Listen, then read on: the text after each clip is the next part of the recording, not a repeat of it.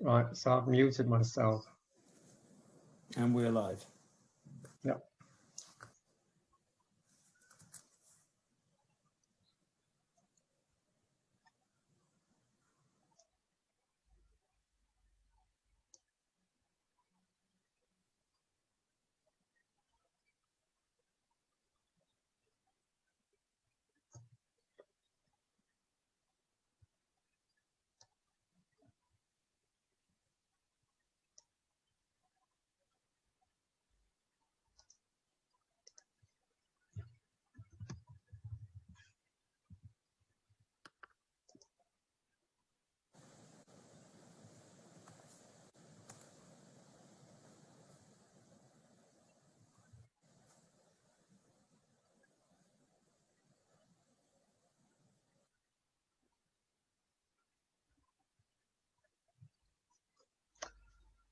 So when are we starting? Is it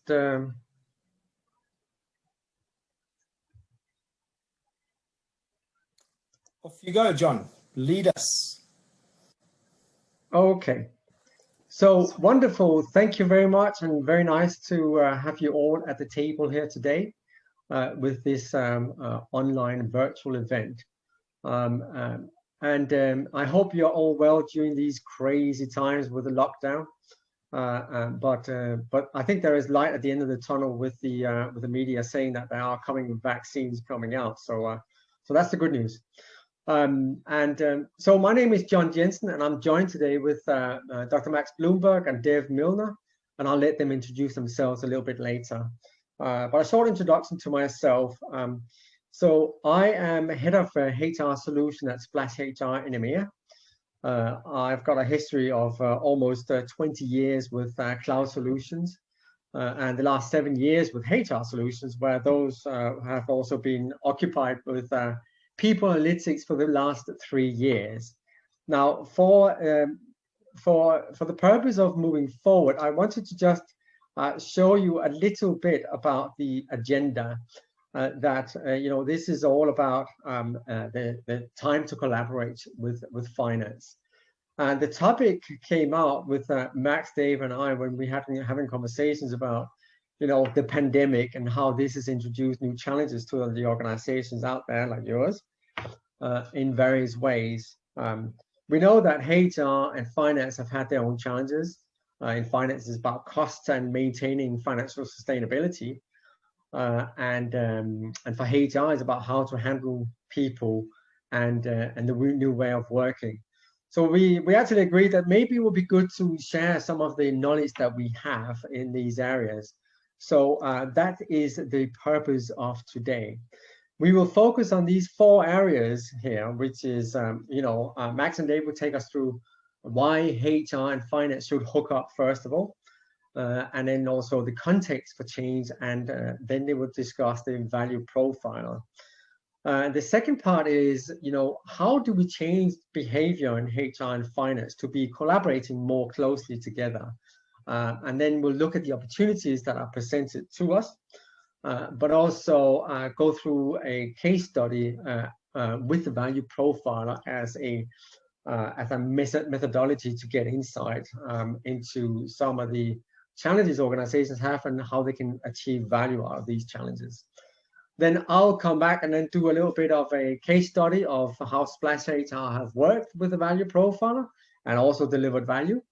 And then we will open up for questions and hopefully answers from the team here today. And that's the plan for today.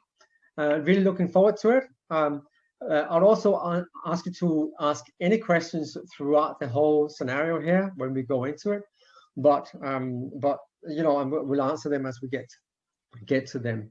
So that's the scene set. Now I will go over for Max and Dave to introduce themselves. There you go, Max. Dave. Hi, I'm Dave Milner. I'm probably better known in social media terms as HR curator. I'm in my 3rd career, from a corporate banker to an HR person and now a consulting psychologist. Passionate about the HR community, what HR can do, and recently wrote a book called Introduction to People Analytics. And thanks, Dave. And I'm Max Bloomberg, delighted to be here. And thank you very much to everybody for joining. And yes, I have a background in computer science and psychology. I'm not sure how they got together. And then more recently, I'm quite involved in AI. And I love people analytics. I love the idea of leveraging the maximum power from people, both empowering people and making organizations effective. And so really looking forward to sharing and hopefully towards the end hearing some of your ideas as well. Okay. Okay, so let me kickstart with a little bit about context for change. I think that there is a huge collaborative opportunity here.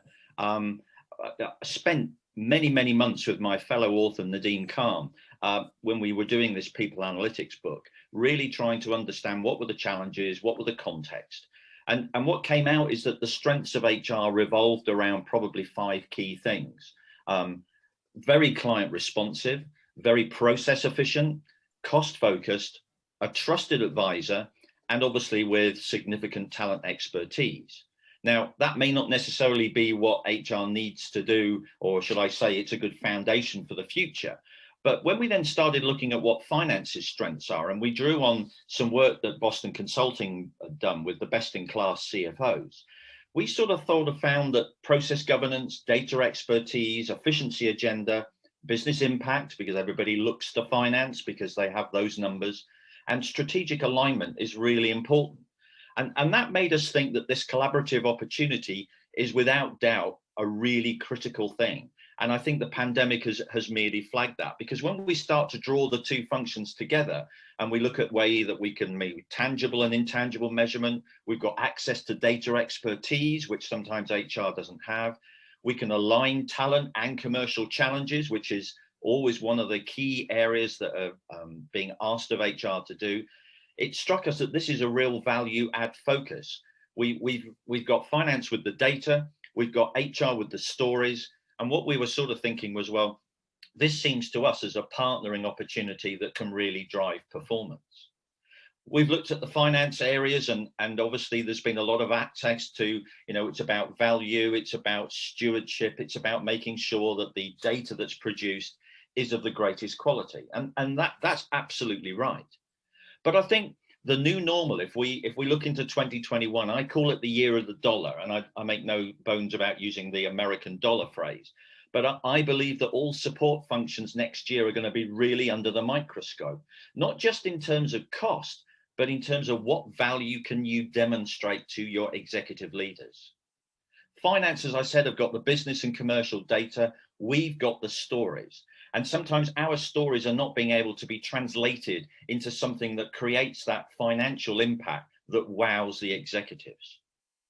There are lots of predictive future-based stories that will become more important. Max, as I mentioned earlier, is very much into the automation, the AI machine learning applications. That's going to give access to more data. And that means that we need to ensure that we identify what's the relevant data, that's quality data, and then start to make sure that we're able to draw together both these commercial challenges, but also the people challenges. We know that high performers focus on greater collaboration. That's proven from a lot of significant leadership studies. That means that better decision-making is made, there's wider use of data and analytics, and there's a clearer partner-based measurement focus. Data drives accountability, and that's one of the critical things that we've got to do. And as I said, from our research that we did when we were assessing thousands of HR practitioners, we found that HR's behavioral strength is collaboration. So I think what we're saying is that why hasn't this become a vital performance partnership that is taken forward in a more significant way? Over to Max. Thank you very much, Dave.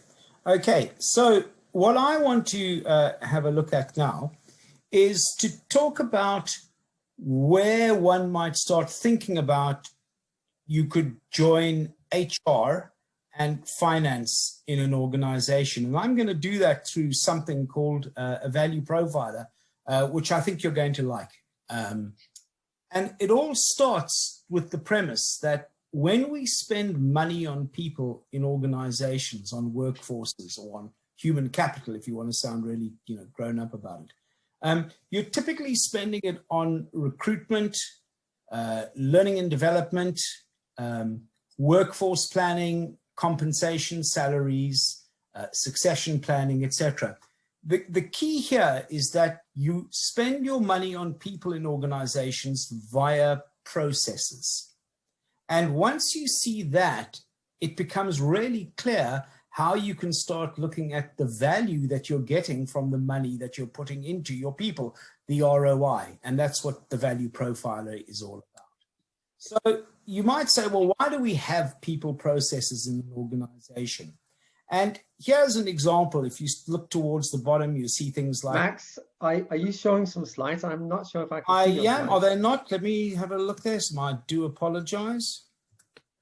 I think might have got caught out. Oh, can you see it now? Yes. Sorry about that.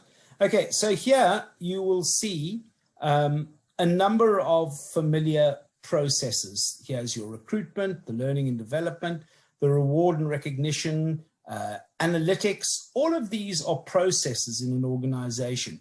You could say that organizational development and design is a process to the extent that you do it formally. And in fact, what research shows quite clearly is that when you don't look at things like organizational development as a process, when you do it ad hoc, generally you don't get effective results. So these are a typical collection of processes. But why do we have those processes in the first place in an organization?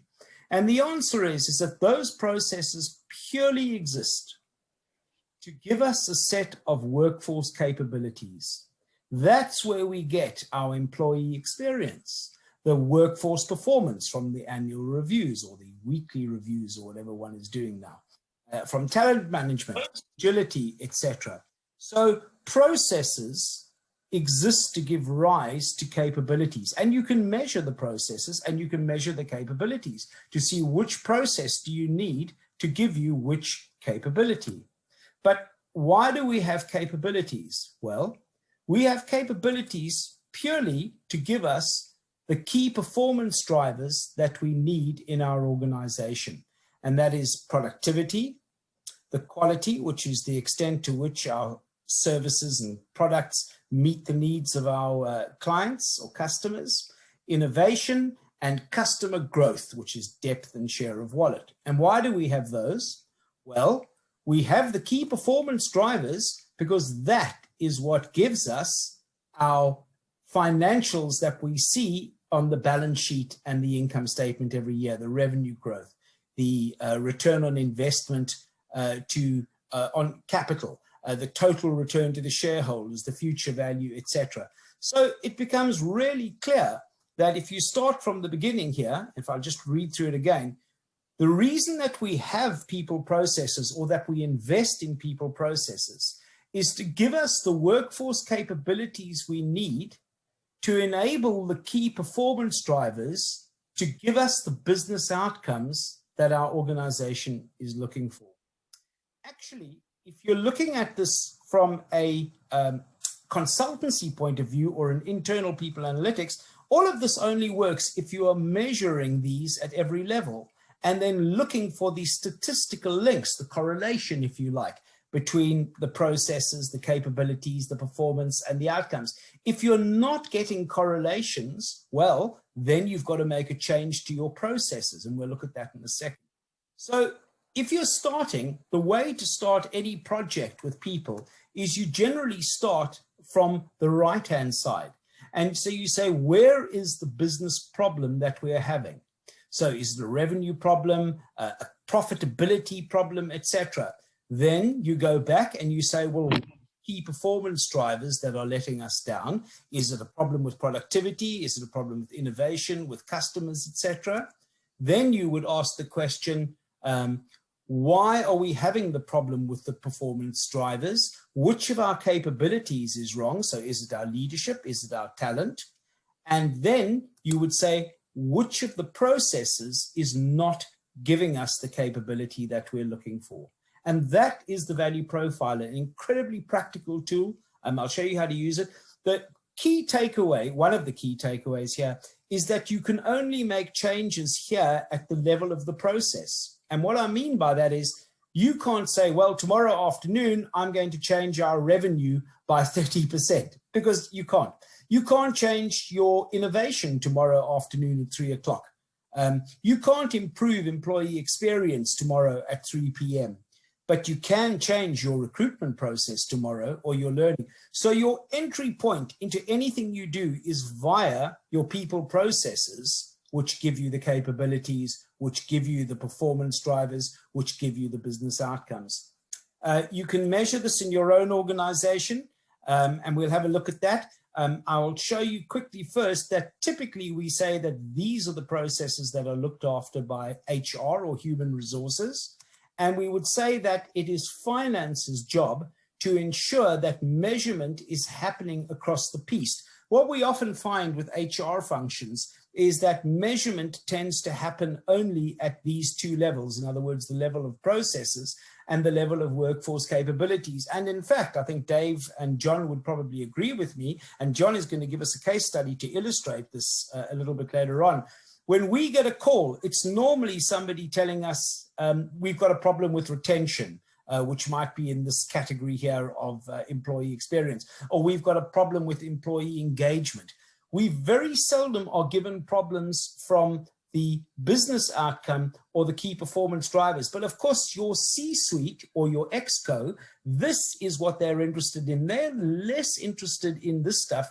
These tend to be the area for HR. So the message from here is always try and express your people problems in terms of what is the financial impact and the business impact they're having, not just the workforce impact on the capabilities.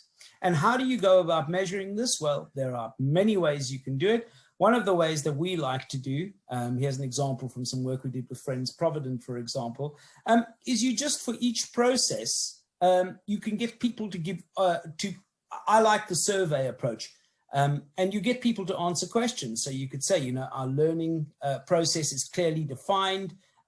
We allocate resources to learning activities based on clearly defined priorities, and get a lot of people to answer those. Sometimes people say, why don't you measure it objectively? In other words, isn't there an objective way to measure recruitment and L&D, etc.? And the answer is no, because what is right in one organization is not going to be right in another. The best source for finding out whether it's working is to ask the people who are subject to the process itself. Now, what do you do with this data? So you're collecting data in effect for every single one of these blocks here. So there are questionnaires, questions for each of those, and they change over time, because what I ask today about recruitment is going to be different to what I ask tomorrow about recruitment, because they're going to be new platforms, new ways of doing recruitment. What we do with the outcome of this is quite interesting. We plot the scores of each of the blocks. So at the top here, we might say, look, we want to understand what impact is our people processes having on our, let's say, our revenue. So here we would say from very little impact on revenue on the left-hand side, and on the right-hand side, this process has got an enormous impact on revenue. And then from top to bottom, we say how well is this process implemented, or how badly is it implemented. So process, if you like, efficiency or effectiveness runs from very badly implemented in our organization to very high. And these are the answers that you get via the survey from your people. And of course, what you're looking for, if you think about it for a sec, is you're looking for the processes that are really important, but are really badly implemented. Does that make sense? No point in looking at processes that are important and that are well implemented, because changing them is not going to give you any benefit. So they must be important and badly implemented. So if you look at this example here, which by the way comes from Rent-A-Kill Initial from a couple of years ago, which Dave has written up a great case study in his book, Introduction to People Analytics. You can have see that recruitment is really important to generating revenue at Rent-A-Kill. but it wasn't really well implemented. So the first project that we implemented there was to fix their recruitment. Then we went on to onboarding and so on as you work your way through. So that is a very simple tool, a very powerful tool showing you how to link finance and people activities. And I will hand over to who's picking up now. That's to me, Max. You, Dave. Stop sharing and that'll be perfect. Great. I think one of the critical things that I'd just like to reinforce is that sounds like it looks quite complicated. In actual fact, this is my little plastic acetate, which Max very kindly gave me about 18 months ago. I carry it around with me wherever I go because it enables me to ensure that I'm constantly thinking, what is the business problem we're trying to solve? What's the implications for the people processes? And I think it immediately starts to make this commercial link between our processes, our practices, and the business areas that the executives are really interested in. So I'm a big advocate of it, and I'm supposedly a people analytics expert and whatever influencer, but I think it's a very simple tool that reminds you about why we are in our roles, and that is to solve business problems.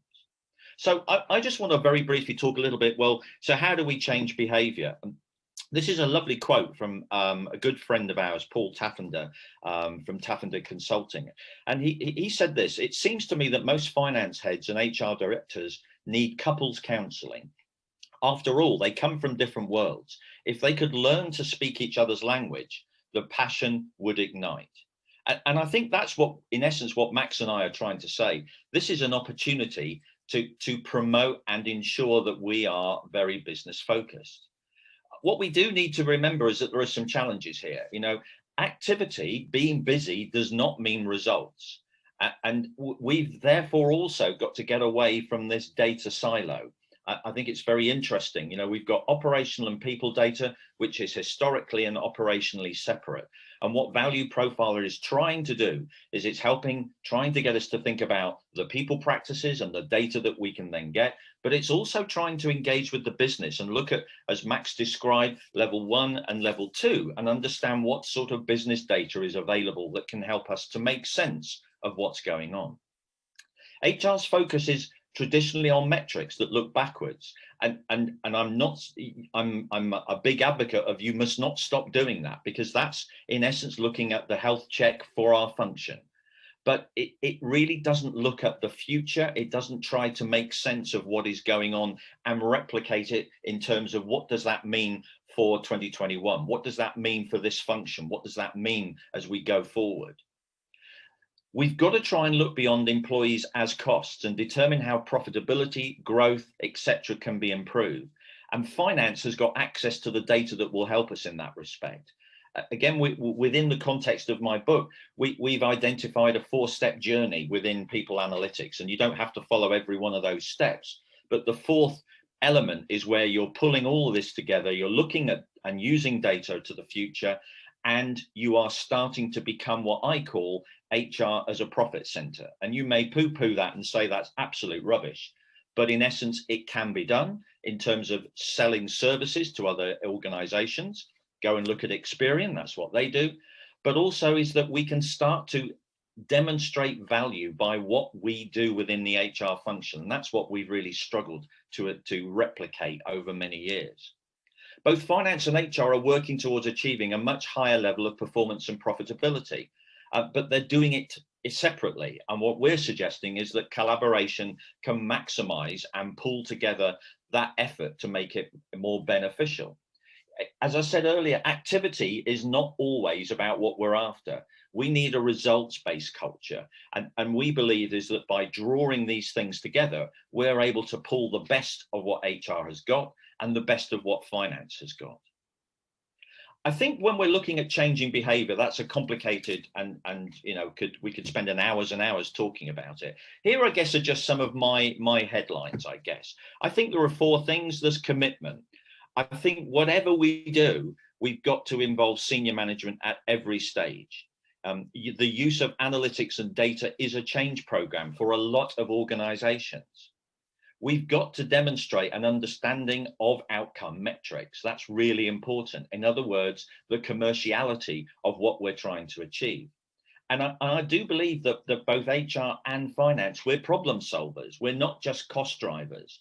And I think we've got to try and move into that consulting mode, because as I said earlier, the accountability of data will drive a much clearer business focus. And I think your executives and leaders will appreciate it. There is a need to support, however. This requires education.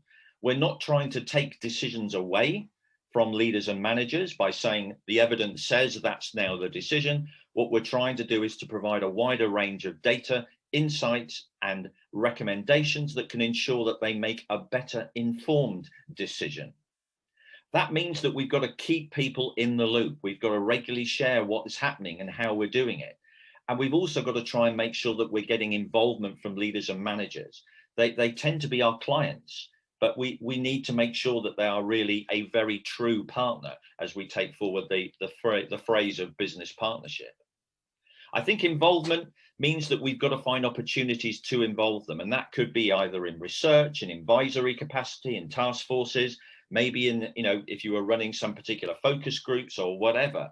We need to involve leaders and managers to ensure that they're understanding what this is about. Because we've got to reinforce that this is about a diagnosis of what the problem is. But that then is not just about saying, here's the problem and we've solved it. It's then about how do leaders and managers reinforce it with coaching, with role modeling, and maybe in appropriate times rewarding, because it's about feedback. And we know that feedback is a really powerful part of any relationship that you may have. I thought I'd just finish my little slot with a case study. And again, I'm going to talk in the terms of the value profiler. This was a piece of work I did about 5-6 years ago, and you'll see why the relevance of it is. The business problem was that revenue growth, it was flat. Margins in a retail business, which this was constantly under pressure. The CEO was talking to us and saying, the real problem I've got is that there's an inconsistent customer experience. This was a retail business that was late night convenience stores, shops, and wine.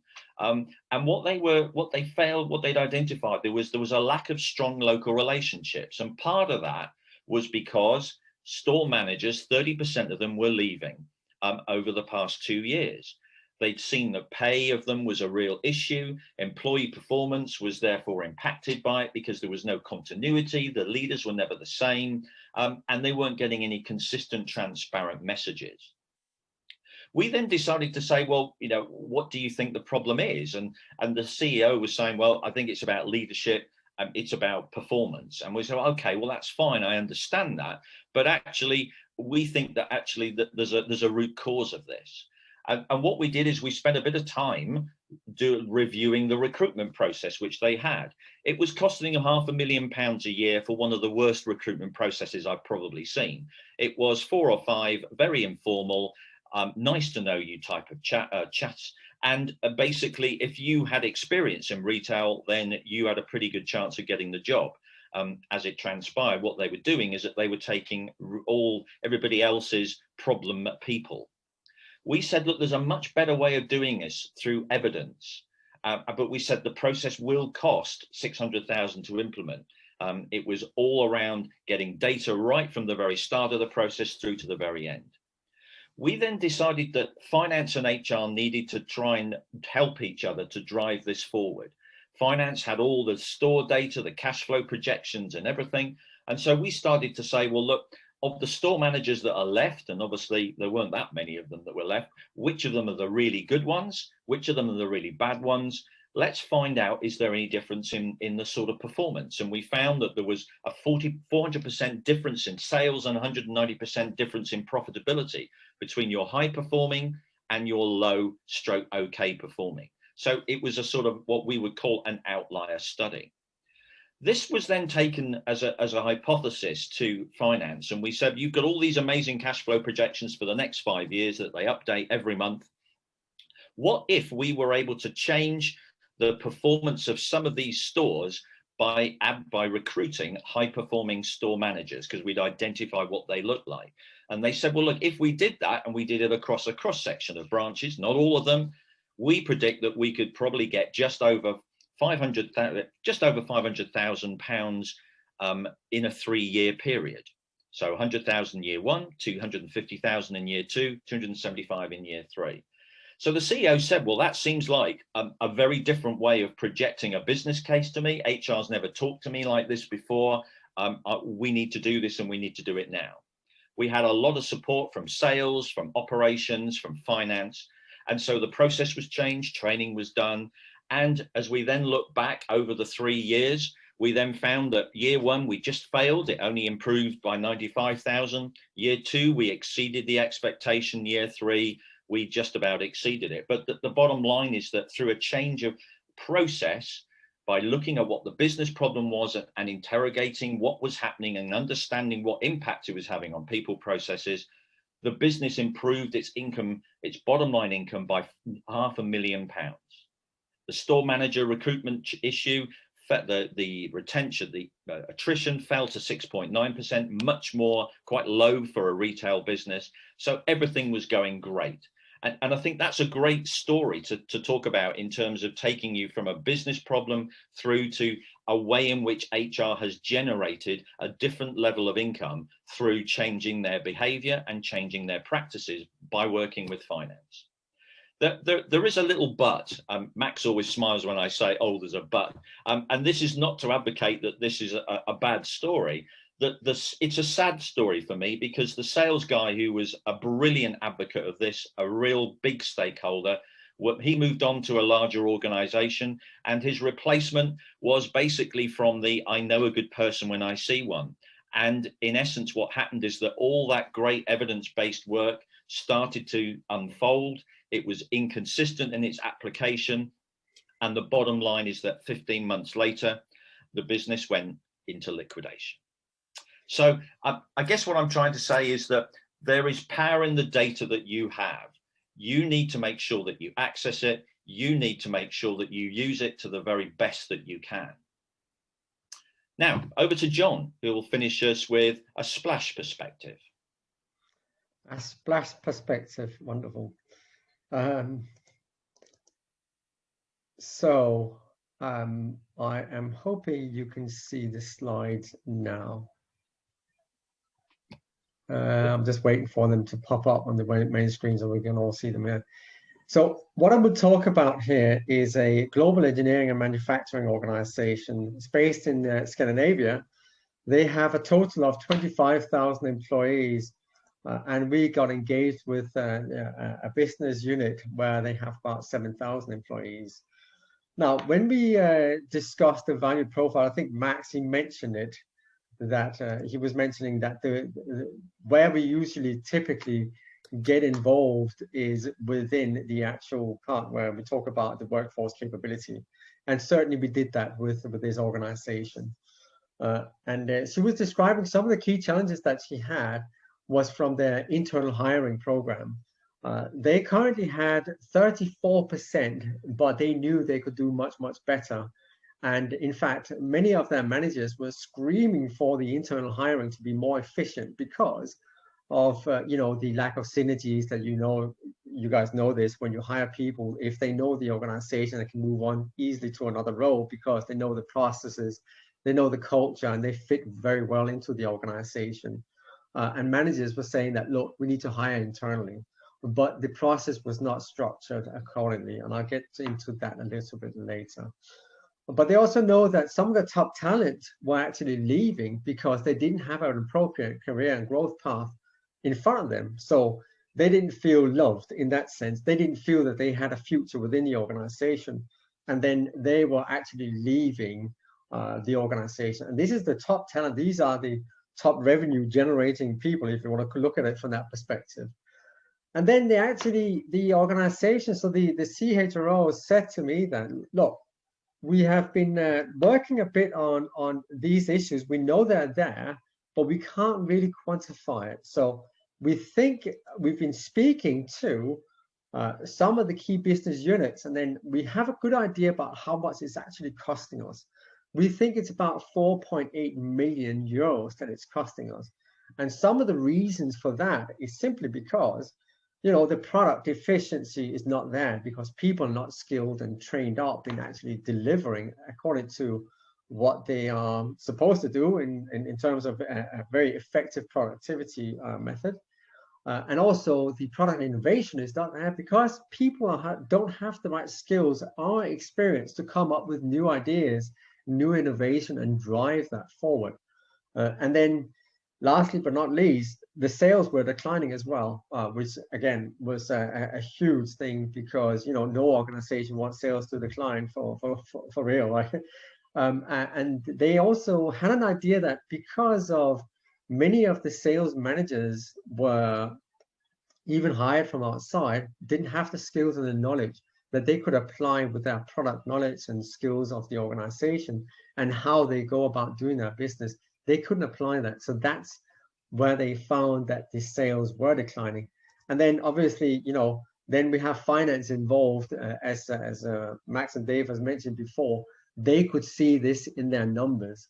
Now, I think, you know, if finance teams get involved, then I think it's one of those things where, well, how do we start the collaboration between finance? We know what the problems and challenges are.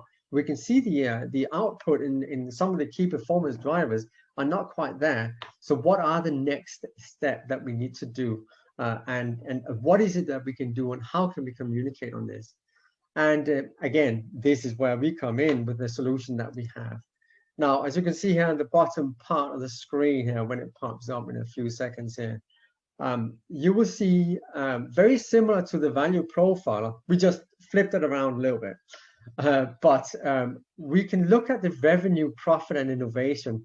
That's where you can see on the left-hand side, that's where finance have and the C-level knows and have focused on these business outcomes all the time. Now, for us to get insight into the more financial parts, we needed to have access to the data that you can see by the financials. We needed to have the sales figures and then also some of the operations figures. And we took all that data into Splash HR, which is a cloud platform where we have a data warehouse where we store all this data, and we take the data out from the applications that exist currently. Now, we then also took a view of, well, now we have the data from the finance side and all the performance metrics, but now, what about on the right-hand side? Now, the right-hand side, this is where we have data that comes from HR.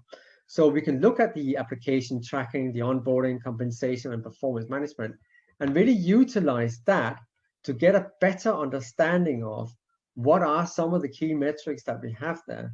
And then looking at getting insight into the data and then combining the data from onboarding, from the talent management, from learning management, we could then start getting some trends and getting some insight into where the problems may be. And as you can see in the very right-hand side, this is where we look at the processes that we can then resolve, like where we got all the data in place and started looking at the processes themselves. And when we looked at the processes, we also identified clearly that they had major issues in the succession planning.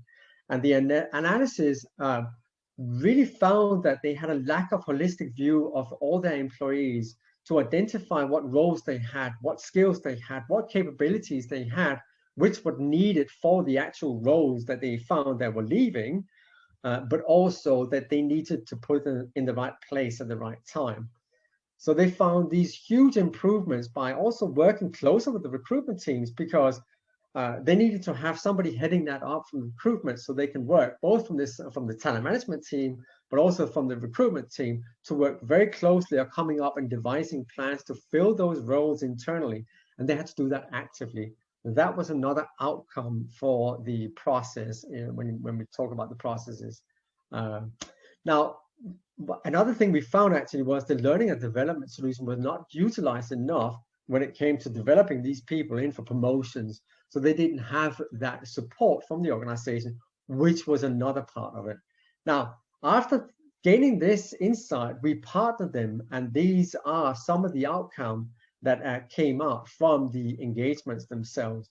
And as you can see here, quite significant outcomes. You know, the sales increased by 16%. The internal hiring increased by 62, up to 62% from those 34%, a huge impact. And then the external recruitment cost went down and reduced by 35%. And the surprising fact that came out of it as well, but you could say it's surprising, but it's probably an outcome that most people in HR would know would be an outcome, is the engagement went up big time by 18%. Now, those were not the only outcomes. There were obviously product efficiencies and product innovation metrics that came out at the same time. But I think this kind of shows you a typical engagement that Splash HR has when we go in and then we look at these key challenges that HR has. But we have also seen in other ways that we look at the business outcomes as a potential issue and then drill down to the level 3. But we go typically from level 3 to level 2 to level 1, with level 4 as a bit as an outcome as well. And then the key output that comes after that. So I hope this was useful to you to see, you know, Splash HR in practice and how we add value to the table. And of course, we're very proud of this organization. I'm very happy to be helping them and supporting them moving forward in the partnership. So thanks for that. Now, I think maybe we can go to some final observations before we start opening up for questions that I would ask you to start asking. But Dave, is that for you to do the last little bit? You are on mute now. Happy to. Max will chip in, I'm sure, anyway. Yeah, go for it. Okay. I think the thing I would say is that, as you can see there, people have talked for a long time about the golden triangle. In other words, that broadening the relationship from just the CFO and the CEO, which has always had a really critical relationship aspect, but bringing the CHRO or the HRD into this golden triangle. And I think that's a real opportunity, which I think this sort of collaboration would take. I think if we look at some final observations, we've probably got 4 of them, I think. I think the first one is that HR and finance, they have opportunities exist to collaborate, to share data and expertise. We've just got to find them. And you know, for an example, workforce planning is an opportunity to build together, you know, a challenge between resource planning, cost, and obviously the potential that people need to move and develop into particular activities. You might be able to just click for me, John. That would be great. Perfect. I think the thing is that we have a chance to identify missed people-related financial opportunities. My perspective here is that HR and finance should be thinking about optimizing the organization, not just optimizing the processes that they are responsible for. And I think that's where forecasting, modeling, outlier studies, that's where we're able to start to use some of the data and really start to ramp it up into a more predictive mode. I think the third thing I would say is, think about the human capital value profiler. It's a key process, which is, you know, simple in concept, to try and determine key business and financial problems and challenges and the impact it has on people processes. And I think it enables us to prioritize where are the performance challenges, where can we add value best, and as we look to 2021, where is HR going to invest its money to get the best return? And I think that's a critical part. And I think my final point is, you don't have to buy or build data-based expertise. Why don't you just borrow it? Finance have got that expertise, and that's a great way of them trying to share their expertise and help the HR team to learn. So those are just a few thoughts that we've got. I think we're opening up for questions now. So please do ask us questions. Otherwise, there will be just a very uncomfortable 5-minute break where silence will be golden.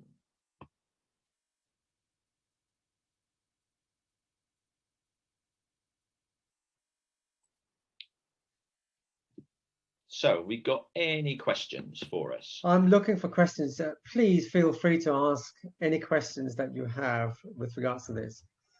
Otherwise, I might ask a few to you guys, Guy. No, I don't think I can't see any questions there. I don't know if my chat is working, but so one of the questions that I have is, so we have the value profile, and this is to you guys. So when you typically go into organizations, uh, can you mention some best practices of using the value profiler in terms of the consultancy approach that you have when you're using it? Sure, I'll start, and Max will then add his, as Max is the inventor of it, and I would only bow to his expertise on it. How I use it, I use it as a way of shaping questioning as to, well, what is the business problem and why is it an issue? We always get symptoms. Clients always talk to you about symptoms. And I think that for me, this is how it has always helped me to identify what is the root cause of the issue that we're trying to address. And also why, what HR can then provide in terms of solutions to address those types of problems. So for me, that's where I see it's the critical thing. HR needs to get better at asking dumb questions. Questions about commercials, questions about margins, questions about, profitability and the impact of an issue on their perceived business plan and cash flow. And I think those, for me, are the sorts of things that it immediately sticks in my mind to be able to do. Max, how about you when you've used it?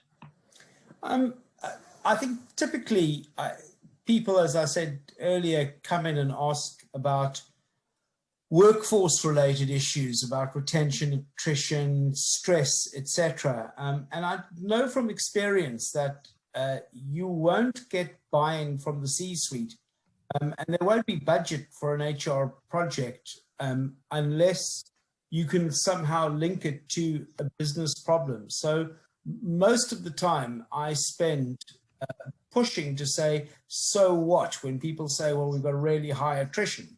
And I say, well, that's great news. Does that mean you're losing all of your weak performers? That's great. And they say, no, we're losing our top performers. I say, well, how do you know? And then we start getting into the numbers, and then you start saying, well, what is that costing you in terms of productivity, in terms of innovation, quality, etc.